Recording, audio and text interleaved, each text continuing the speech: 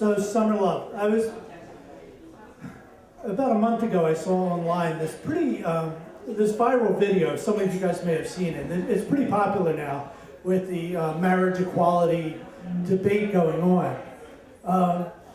It's a pretty popular man on the street interview, and I thought it was unique because it showed basically a man on the street going up to people saying, "Do you think being gay is a choice?" And a lot of people, you could tell their honest response was, they had to think about it. They hadn't really been asked that question before, and they thought about it, and some were like, well, yeah, maybe, I guess, yeah, or some were like, no. But then the interviewer, his follow-up question was, well, are you gay or straight? And they would say, oh, yeah, I'm straight. Can you remember when you made that choice? Right? And it was kind of an interesting, I thought it was interesting. So with this theme coming up, that got me thinking about when I was in 7th grade, we moved to a new house in a new neighborhood. I had not been there. And, you know, in 7th grade, you're trying to make new friends, and there weren't many boys around. But my next door neighbor, there was a boy and the girl was 6 months older than me. And so this first summer, we became pretty friendly. And she was 6 months older than me. For some reason, that seemed like she was years older than me. And the other thing was, she was a tomboy. She was her physique, 7th grade, very muscular. She was a great swimmer. She always beat me in foot races. I was a kind of doughy white kid, I was, this doughy kid, and she was very muscular, and she had a lot, I was doughy, yes, I was doughy.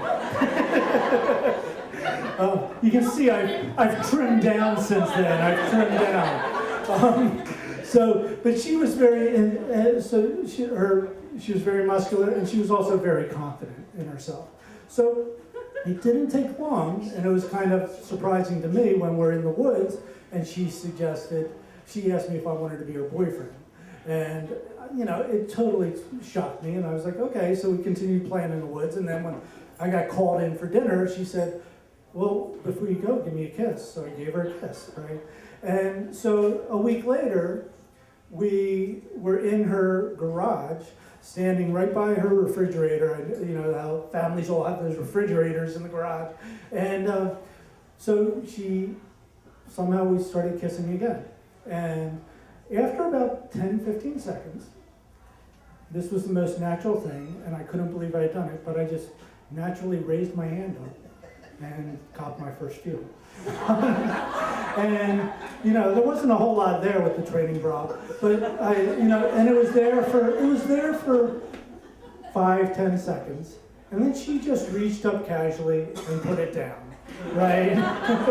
And I respected that, and that was fine. But going home, I was shocked at myself that how natural that was a moment for me.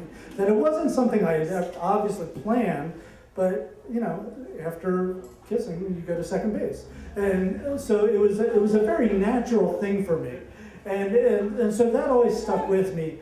And this video that came up a month ago reminded me of that. But the other interesting thing was, my brothers and sisters have told me that years later, this girl, the first girl I've ever kissed, and she is now happily living with her female partner out here in Chester County.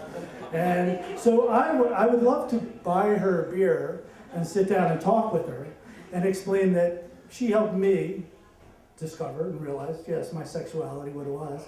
And I wonder if that kiss with me helped her discover her sexuality. So that's my story.